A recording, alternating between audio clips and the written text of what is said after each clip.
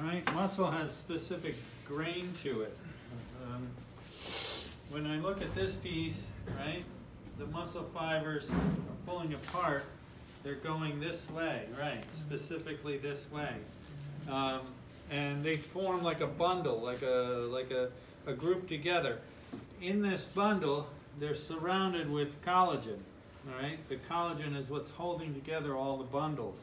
When you slow cook that, that breaks down. It dissolves, it falls apart, all right? So that specific grain may not matter if you're slow cooking.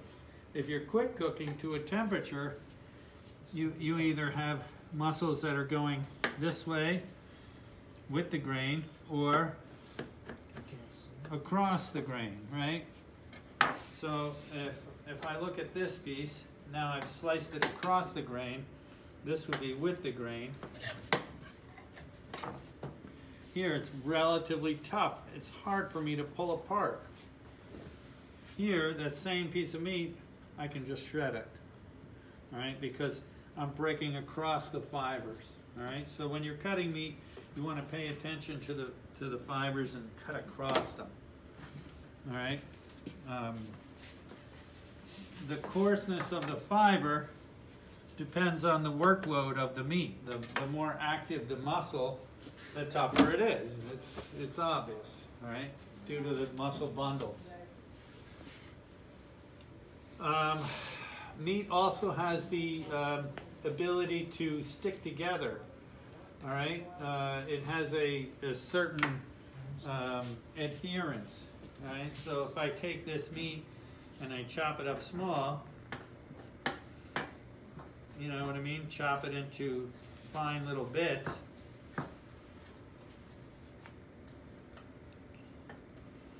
And then I can mash it and cook it. That'll stay together. That'll coagulate together. All right? If I did that with carrots, you'd have a pile of carrots and it would not stay together. Right? So meat has a certain binding capability called myosin, or the muscle protein, that has a tackiness to it. Meat also has this issue of myoglobin. Myoglobin is what gives meat its red color, all right? When a piece of meat is a darker red, that means it has more iron, and more iron would mean more flavor, all right? A dark red meat has more flavor. A lighter color meat, lighter flavor, because of the lack of iron, all right? So iron gives it flavor, but also myoglobin will tell you when a piece of meat is starting to spoil or how it's changing, right? See, it'll turn dark and gray and like this, all right? And that means that the myoglobin is oxidized, almost like rusting. You know, it goes through various stages of gray and green, right? You see how it's green? That's the myoglobin depleting out. You know what I mean? It's changing its physical component. Not that that's spoiled, but it's on its way, you know? When we talk about the muscles themselves, they go through glycolysis, which is a breakdown of sugar. There's a lot of stuff that happens when the animal is slaughtered that if it's done incorrectly, it can create off-colored meat, it can create mushy meat, watery meat. Everything has to be kind of in order and done correctly at the very first part of it, or else you get low-quality meat. All right? So there's more to it than just the feeding. There's also in the slaughter process that has to be done accurately. So you have certain muscles that move a lot more than others, right? The lower extremities, this is the shank here. This is a lower extremity. It's holding the animal up. It's working a lot.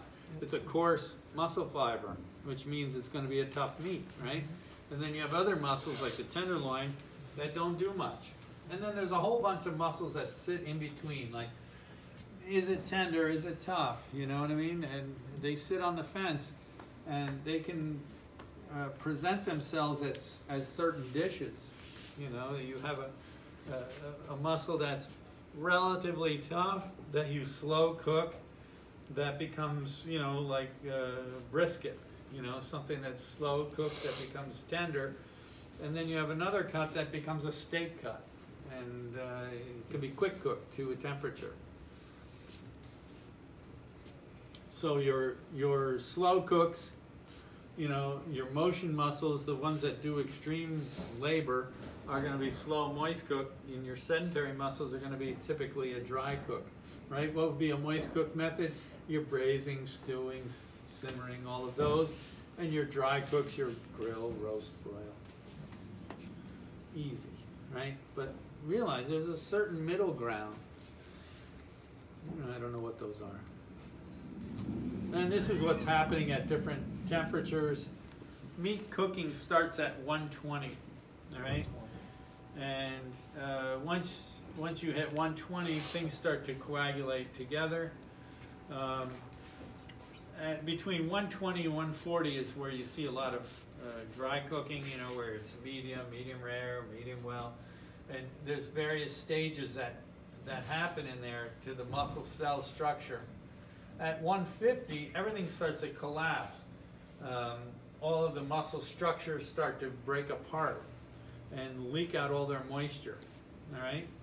So at 150, you know, if you're in a moist cooking method, you're sitting in liquid, it's not going to be dry, right? But if you're in a dry cooking method, like grilling a steak or something like that, you get above 150, then it turns into a dry piece of meat. All right. The only thing that would keep it moist would be the amount of fat in it. All right. The fat adds moisture to it. All right. You know about bones, right? You made stock. There you are. Look, let's skim it. Yay. Right? You made stock. But bones also tell us the age of the animal through bone ossification, through hardening of bones. Bones also tell us where to make our cuts on the carcass, right? We divide this through specific spots on the carcass. Bones are certainly used for stock, like we said, but also the marrow can be taken out and used for a specific flavor or as a dish itself. Marrow bones are often roasted and served. And then you have the bone acting as not a garnish, that's kind of the wrong word, but an identifier. That's the T-bone. Without the T, it's not a T-bone. Or the rack of lamb, or the chicken wing, or the ribs. You know, bones are often served on the plate, right? Bones are an integral part. Or the ossobuco. You know, you have to have the bone. That's part of the dish. All right? Marrow, let's talk about that. Here, I'm going to pull this off. What I'm doing now is just simply taking off this tendon. And we'll talk about connective tissues in a minute. Cut that off, that's a tendon. And then we're going to take the end of this bone off, and I'll show you the marrow. Tomorrow, you're going to bone out the beef shank, which is this thing. But I'm going to cut this off using the bone saw. This is the bone saw. You use it like you play the trombone. In other words, you don't work too hard.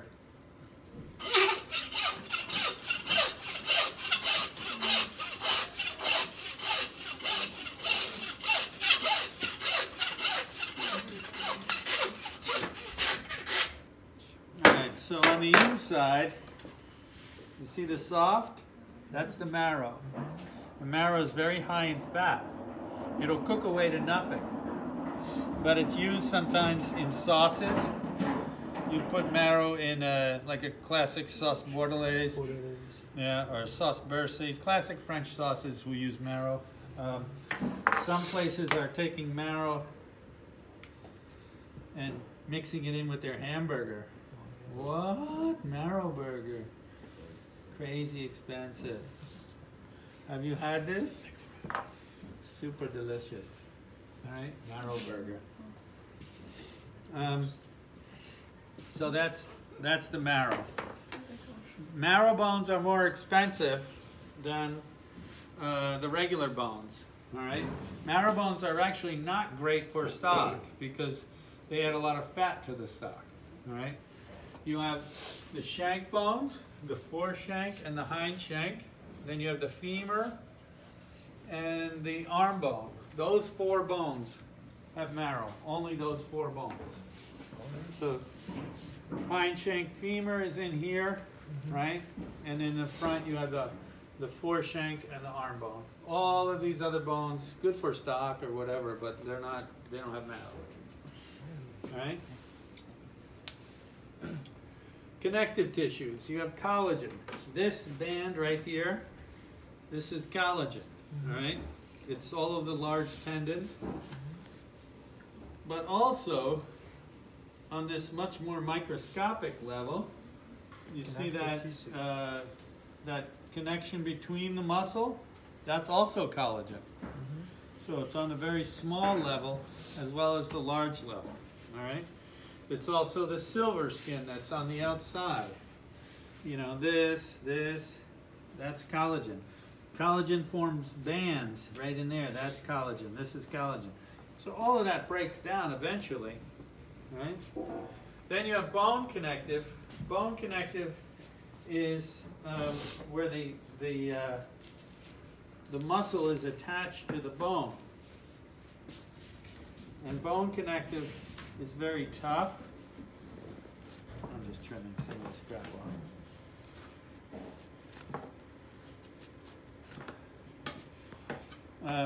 When I pull this piece of muscle out of here, I'm going to get really close to the bone. I'm going to come right across the top here.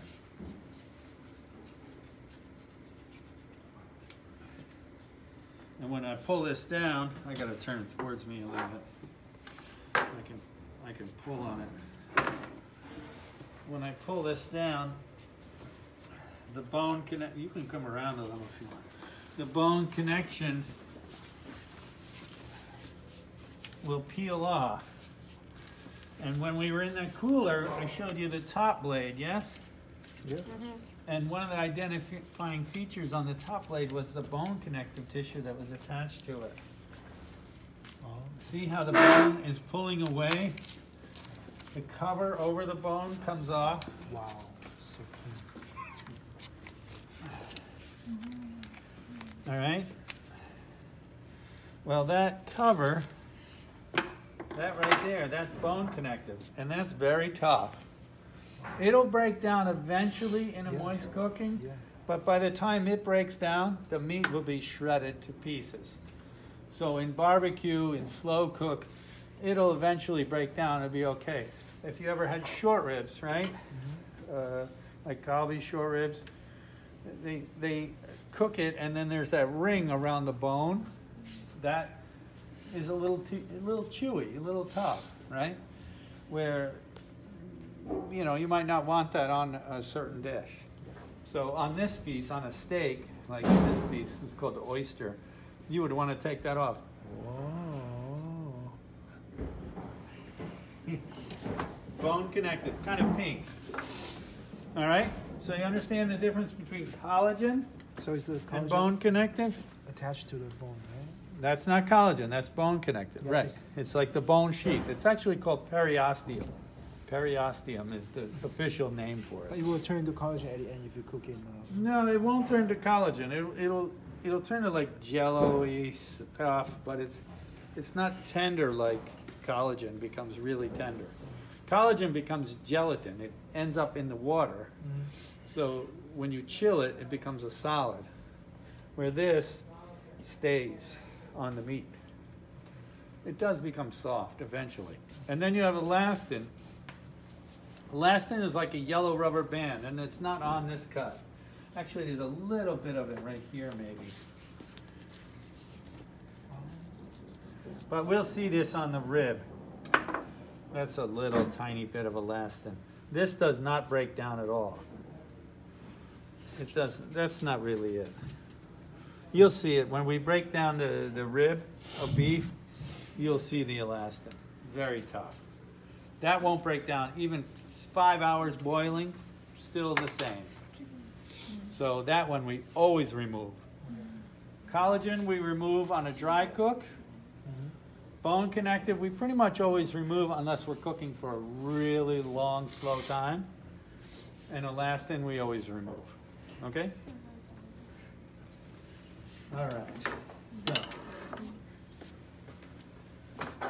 that's our connective tissues. Now let's talk about fats. Woo, fats!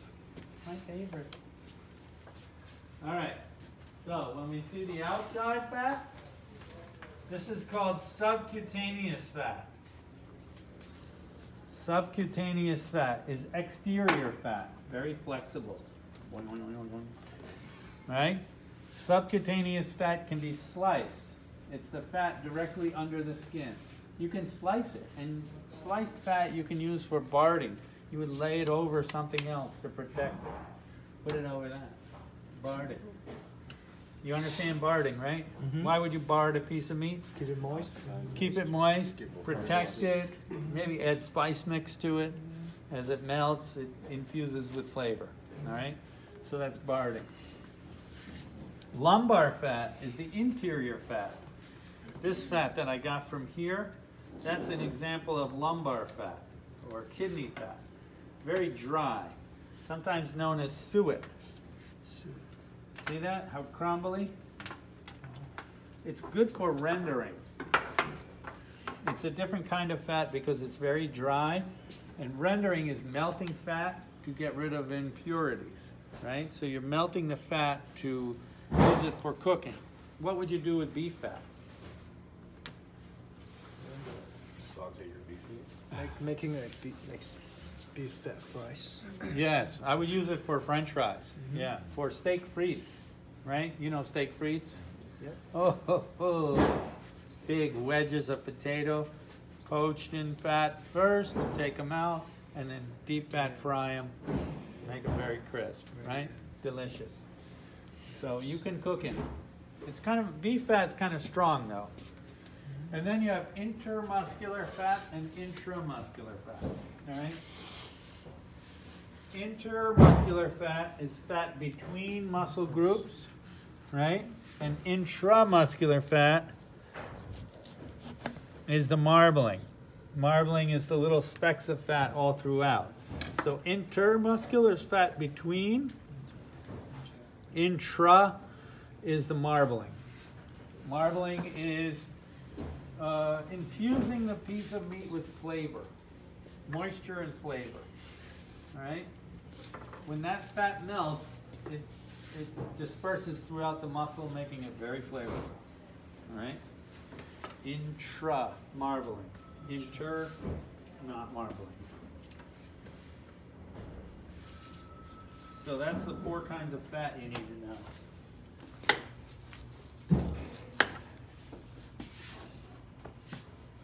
Rendered pork fat is called lard. Rendered beef fat is called tallow. Interior fat of beef is sometimes known as suet. Oh, here's the elastin. Here's a little bit of it. It's very yellow. It's like a yellow rubber band. Boing, boing, boing. Very chewy. Is it chewy? What will you give me if I bite it? What? What? Nothing will happen. We're having competitions now. You can chew it the whole morning. The chewy. No. Don't do it.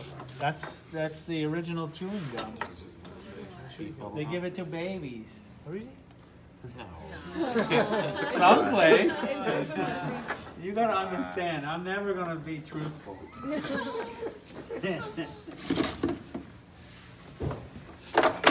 I'm a butcher. What? The weight isn't right on this cut of meat. Well, it evaporated on the way over. in a sealed bag. See how butchers are? You gotta be careful as a chef. All right, now I'm gonna take off the shank, then I'm gonna take out this H bone, then we're gonna divide it into the subprimal cuts. What's next on here? Yeah, uses for animal fat. We talked about this already, right? You know this from culinary fundamentals, right? Larding, frying, rendering. Good. Okay. Offal. We don't have any offal here. Offal would be the organs, tongue, liver, kidney, edible byproduct. Good stuff. Sometimes inexpensive, sometimes very expensive, as you see, foie gras. Right? And then what we're doing now, we have the primal cut, right? The primal cut. That's the whole round of beef. And then what we're going to do is turn it into subprimals and HRI cuts. And then eventually, on a later date, we'll turn it into portion cuts and things like that. All right? So let's start with our primal cut, turning it into HRI cuts. All right, so first thing I'm going to do is take off this shank.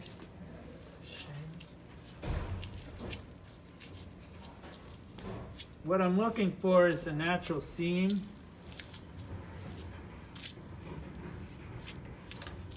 There's a natural separation right here where it comes apart.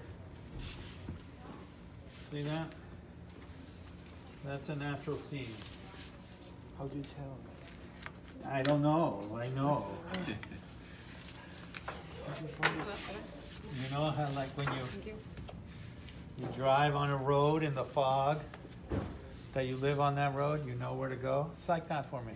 I'm like, I know where to go. You're just showing us the road. I'm just showing you the road.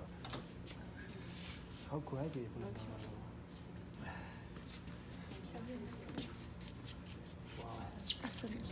That's crazy. Wow. So that's the knee joint Wow. that I'm going through now. Oh my God.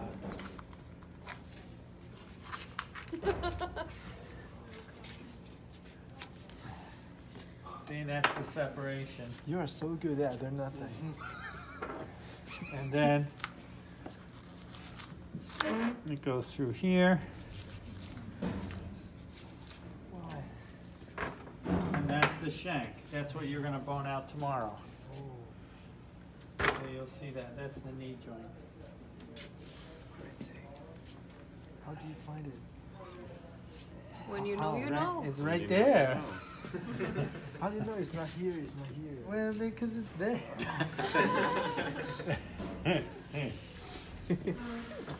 Now we take this out. All right. This piece is the H bone, AITCH, not H/bone. There's a hole in the H bone. I cut around the hole, like carving a pumpkin. And then I'm going to come across the back here and pull this out. So we loosen this up. When I do that, we're going to cut into this joint. That joint is for the hip socket.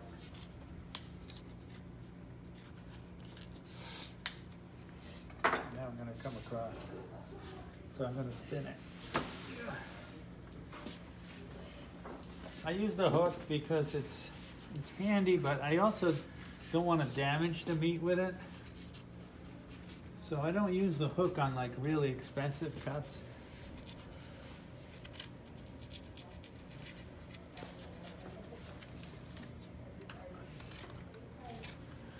I'm trying to get close enough to the bone so it kind of peels like this peeled.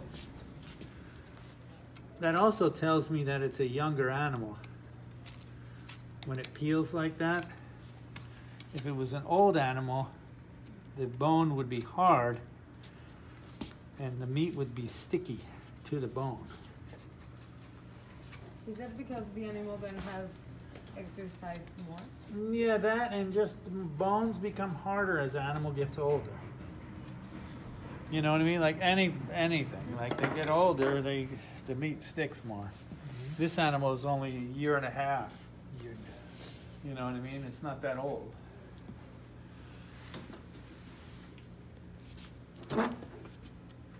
So it's actually an indicator of toughness.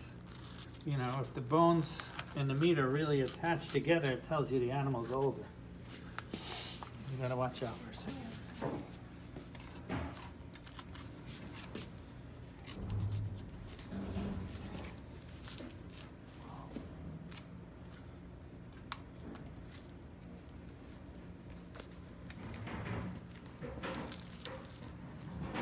Yeah, it's just peeling out.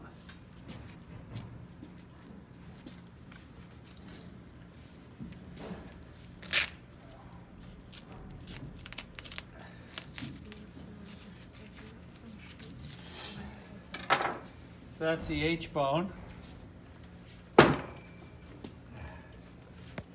Now we're going to open up this natural seam and take off this piece. This piece on the top is called the top round. Where's the natural seam? Yeah, we're gonna find that next.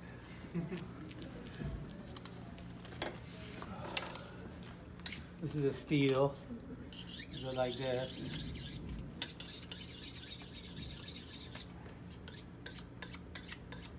Did you get a knife sharpening demo? Yep.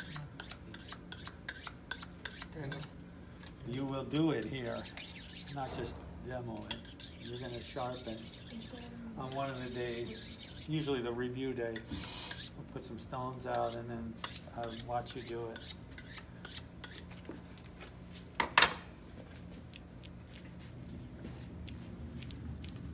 See how much easier it pushes through now that I steeled the knife? Puts the edge back on there. Now, right here, there's a big blood vessel. All right, that goes all the way through. That's the femoral artery. All right, so there's a natural seam there. So I push this apart like so.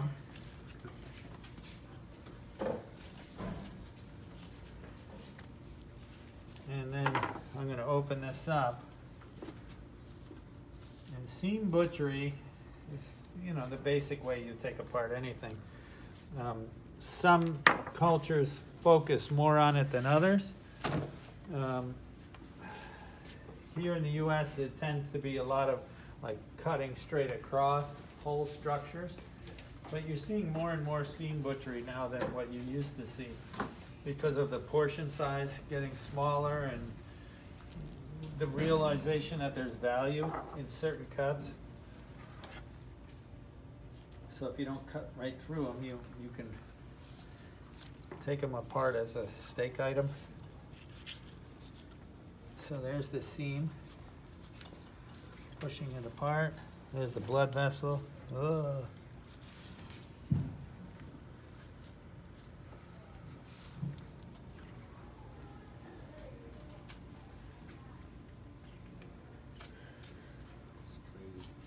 They all look the same to me, you know? Yeah. Well, you would see it after a while.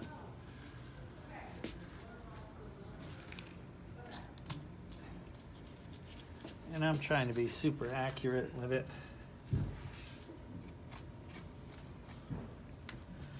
In the meat industry, they're not always so perfect.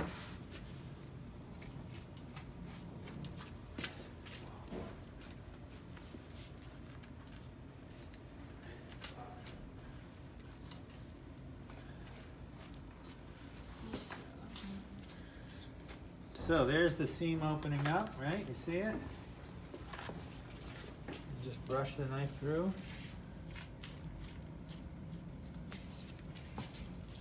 I gotta stay on the road.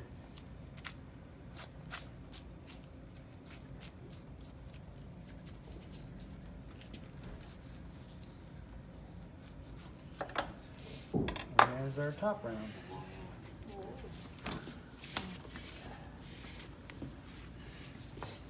So the top round sits on top. That's what they call it, the top round. The top round that I took off would be considered what they call a drop cut. In other words, as it dropped off the animal whole. It's not trimmed, it's not broken down into anything else yet. It's the cheapest form of HRI cut, of subprimal cut. You know, you buy it whole like this, and then you do all the trimming.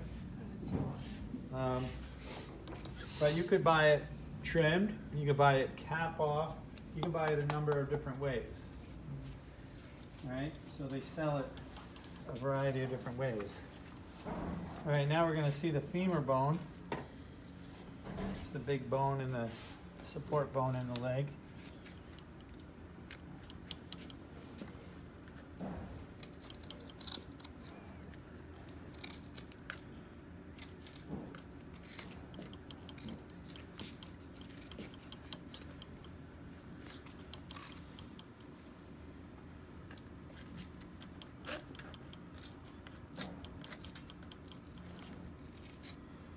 You can see how it's peeling out of there relatively easily.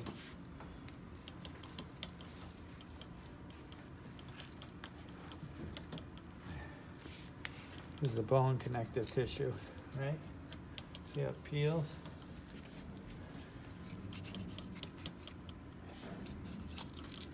Then on this side, open it up, and that'll be the femur bone. Now, the bone structure of the beef is exactly the same as the bone structure of the lamb or of the pork. You know what I mean? They're all basically laid out the same, just that the beef is much larger. So it's easier to explain everything on beef. But on a little leg of lamb, you wouldn't separate it all out. You'd leave it whole. You know, you're not going to isolate each and every little cut. So the course actually gets easier as you go through. Once you understand the bone structure, then you understand the cuts, it all starts to get a little bit easier because it repeats itself.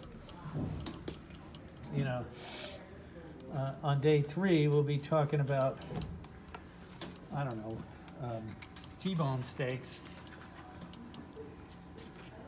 And the T-bone will be the same as a lamb chop, same as a pork chop. It's the same structure.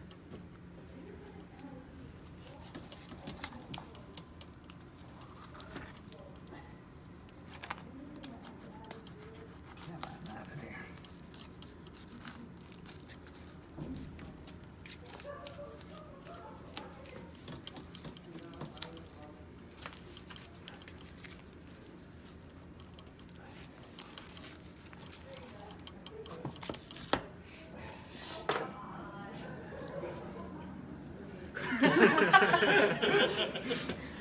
Femur bone.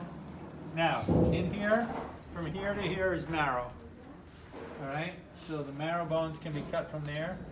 They're into small circles, or sometimes you'll see them cut the long way, as what they call a canoe. Marrow bone canoes. It's difficult to cut it on the bandsaw. It's very scary to cut this the long way because the bone wants to jump. But you can buy marrow bone canoes and then put your breadcrumb, spices, herbs, and then put it under the broiler, and you broil it quick, and you eat it like that as appetizer, as part of a dish. Very nice. Very expensive, right? Hopefully. So we're getting there. Now, this is the kneecap, right? See the kneecap in there? On the kneecap, there's usually fluid. That's called synovial fluid. It's the lubrication of the knees, right? So if the animal is young and healthy, there's nice clear liquid, not too much. If it's older and injured, you see a lot of fluid on the knee.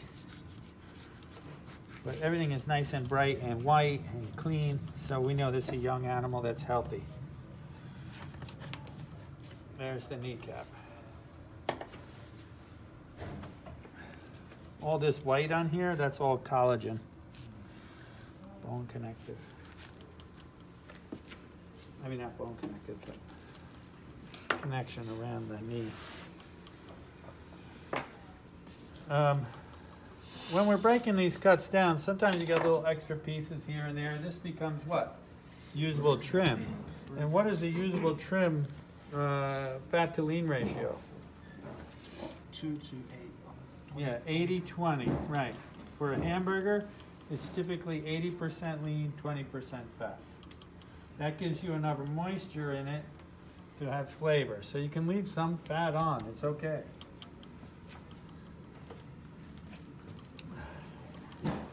Now, I'm going to take off the next cut. This cut is going to be called the knuckle. And when I take off the knuckle, you see the natural seam open up, right? Feels right open.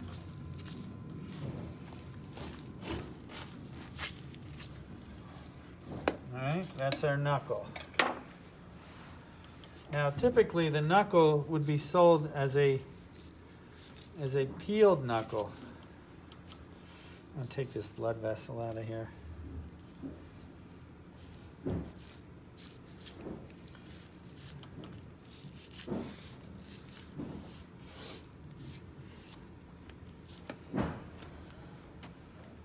So a peeled knuckle means the outer layer is peeled off.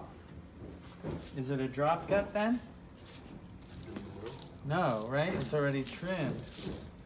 So does that add value when you trim it? Yes. Yeah, so it would be more expensive than a straight knuckle. It's already peeled. So you got to understand, you know, the price of a certain cut might be lower from one distributor or another because it's not as trimmed. You know what I mean? The spec isn't the same. Whenever you're dealing with meat, you got to realize there's trim specs, and they have to be the same on the same item to get the best price. Peeled knuckle. Yeah, it's pretty tender. It's got a lot of connection to it.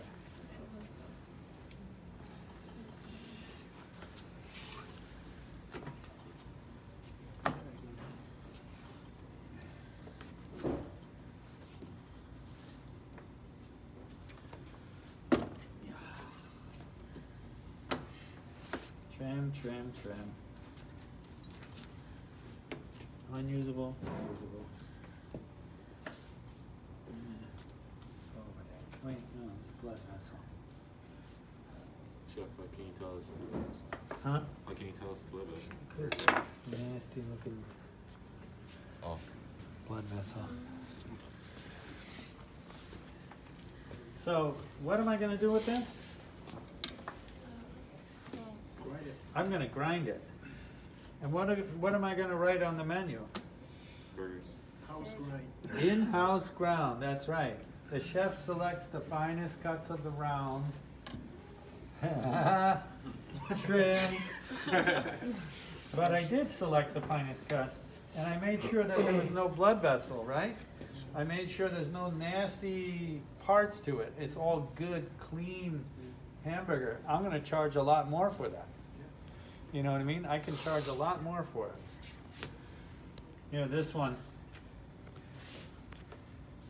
is a good example of the grain again. You see how the grain is going this way?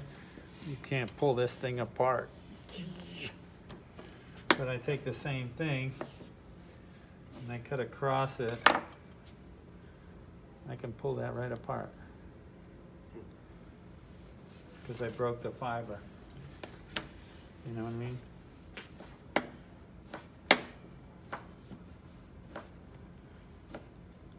What am I going to do with these? Stew. Yeah, I could saute them. Pound it out.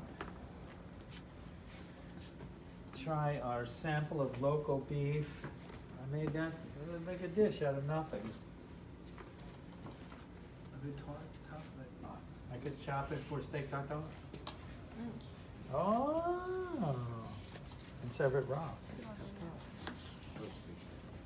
But you got to be careful with steak tartare because it's raw, you know what I mean? So you would wear proper gloves, treat it like a ready-to-eat food. All right, now we're almost done. What time is it now? 9:30? 9:30. All right, we're almost done. So,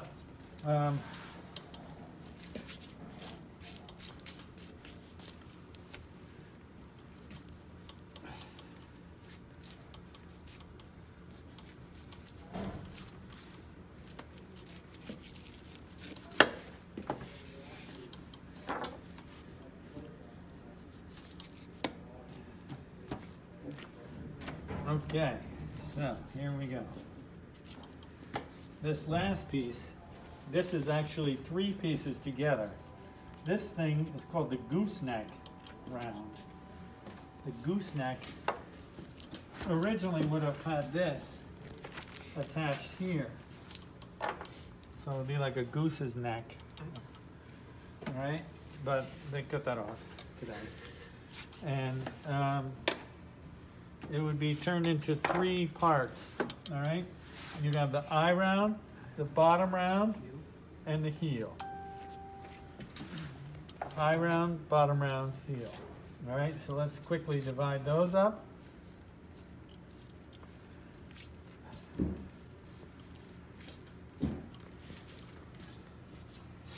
There's the eye round.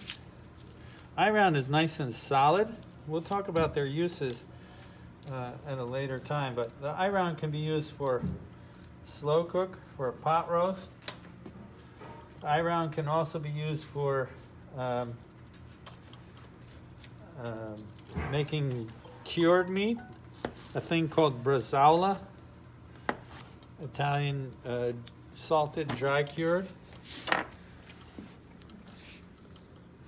You could also thin slice it as roast beef, really thin. You know what I mean? It's okay if it's thin.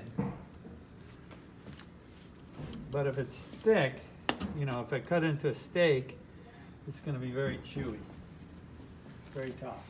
All right? Then we have the heel.